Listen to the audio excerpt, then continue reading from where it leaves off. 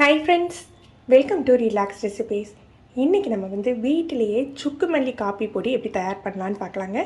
சுக்கு மல்லி காப்பி எப்படின்னா அதில் காஃபி பவுடர்லாம் மிக்ஸ் ஆகாதுங்க. இதில் முக்கியமான பொருள்னு பார்த்தீங்கன்னா மல்லி, மிளகு, சுக்கு இது மூணையும் சேர்த்து நம்ம தட்டி எடுத்து வச்சுக்கணும். நம்ம விருப்பப்பட்டால் இனிப்புக்கு தகுந்தாப்பில் பனங்கற்கண்டோ கருப்பட்டியோ சேர்த்துக்கலாம். முக்கியமாக சுக்கு மல்லி காஃபிக்கு மெயினாக கருப்பட்டி தான் சேர்த்துப்பாங்க. இன்றைக்கி நான் கருப்பட்டி சேர்த்து எப்படி தயார் பண்ணுறதுன்னு காட்டுறேன். சுக்கு மல்லி காஃபி பொடி பார்த்தீங்கன்னா நம்ம ரொம்ப நைஸாக காஃபி பவுடர் மாதிரி நைஸாக திரிச்சு வைக்கக்கூடாதுங்க. 1-2 குறை தான் இருக்கணும். அப்போ தான் அதோட எஃபெக்ட் கிடைக்கும். இப்போ அளவுகள் பார்த்தீங்கன்னா விதை கொத்தமல்லி 1/4 கிலோ அளவுக்கு எடுத்திருக்கேன். இதுக்கு 100 கிராம் நான் சுக்கு யூஸ் பண்ண போகிறேன். நீங்கள் காரம் ஜாஸ்தியாக வேணும்னா 150 கிராம் வரைக்கும் யூஸ் பண்ணிக்கலாம். ஒரு 2 டேபிள் ஸ்பூன் மிளகு, இது 10 கிராம் அளவுக்கு இருக்குது, 2 டேபிள் ஸ்பூன் எடுத்துக்கலாம்.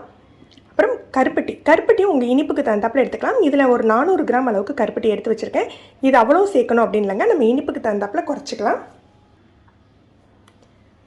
நல்ல வெயிலில் காய வச்சு இந்த மாதிரி உடையிற பருவத்தில் நம்ம எடுத்து வச்சுக்கணும். சுக்கு ஆல்ரெடி காஞ்சிருக்கும், கடையில் காஞ்ச பருவத்தில் தான் கிடைக்கும். இருந்தாலும் நல்ல வெயிலில் போட்டு எடுத்துக்கிட்டிங்கன்னா ரொம்ப நாளைக்கு இதை அப்படியே வெளியிலேயே வச்சுக்கலாம், ஃப்ரிட்ஜில் ஸ்டோர் பண்ணணும்னு இல்லை. இப்போ இதை எப்படி தயார் பண்ணலான்னு பார்க்கலாம். முதல்ல சுக்கை நல்லா தட்டி எடுத்துகிட்டு வந்துடலாம். சுக்கை டேரெக்டாக மிக்சியில் போட்டு உடச்சிக்க கூடாதுங்க. அம்மியிலையோ அல்லது ஒரு குழவியை வச்சோ தட்டி எடுத்துக்கணும்.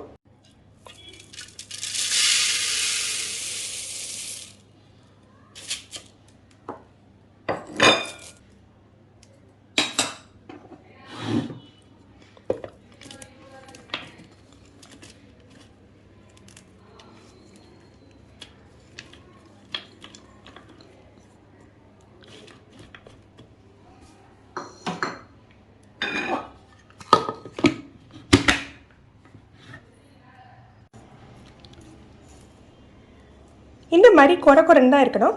இப்படியே கூட நம்ம எடுத்து பாக்ஸில் வச்சுக்கலாம். நீங்கள் இனிப்பு சேர்க்குறதா இருந்தால் கருப்பட்டியை தட்டி இந்த ஸ்டேஜில் சேர்த்துக்கலாம், இல்லது பனங்கற்கண்டு கூட சேர்த்து கலந்து வச்சுக்கலாம். கருப்பட்டி சேர்க்குறதா இருந்தால் ரொம்ப நைஸாக பவுடர் பண்ணக்கூடாது, இந்த மாதிரி தான் தட்டி எடுத்துக்கணுங்க. ரொம்ப நைஸாக நம்ம மிக்சியில் போட்டு பவுடர் பண்ணால் இலகி கொடுத்துடும். இந்த மாதிரி செஞ்சு நமக்கு இனிப்புக்கு தகுந்தாப்பில் மிக்ஸ் பண்ணி விட்டுக்கலாம். பொதுவாக நம்ம வெளியூருக்கு யாருக்காவது செஞ்சு கொடுக்க போகிறோம், ஹஸ்பண்டுக்கோ இல்லை பிள்ளைங்க யாராவது வெளியூரில் இருக்காங்க செஞ்சு கொடுக்குறோன்னா இந்த மாதிரி கருப்பட்டியோடு சேர்த்து மிக்ஸ் பண்ணி கொடுத்துட்டோன்னா நம்ம ஒரு கப்புக்கு 1 டேபிள் ஸ்பூன் அவங்க போட்டு கொதிக்க விட்டாலே உங்களுக்கு சுக்கு மல்லி காஃபி ரெடி ஆகிடும்.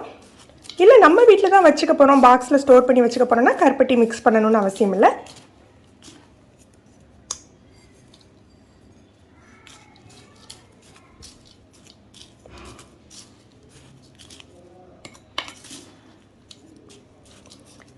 நல்ல வெயிலில் காய வச்சு எடுத்துக்கிட்டால் இது ஒரு 4-5 மாதத்துக்கு கெட்டு போகாமல் நல்ல பக்குவமாக இருக்குங்க.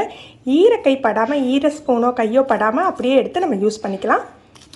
ஒரு கப்புக்கு 1 டேபிள் ஸ்பூன்லேருந்து 2 டேபிள் ஸ்பூன் வரைக்கும் நம்ம காட்டத்துக்கு தகுந்தாப்பில் போட்டு கொதிக்க விட்டாலே போதும், நமக்கு ரெடி ஆகிடும். 2 கப் தண்ணி எடுத்துருக்கேன்.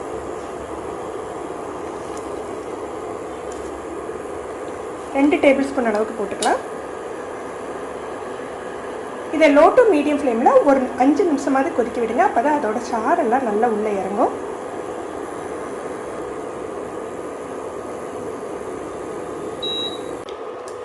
நல்லா கொதிச்சுட்டு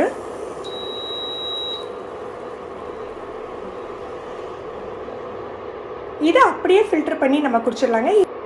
குழந்தைங்க யாருக்காவது கொடுக்கணும் அப்படின்னா இவ்வளோ காட்டன் தேவைப்படாது. இதில் பால் மிக்ஸ் பண்ணி கொடுக்கலாம். இதை வடிகட்டிட்டு தேவையான அளவுக்கு பால் சேர்த்து கொடுக்கலாம்.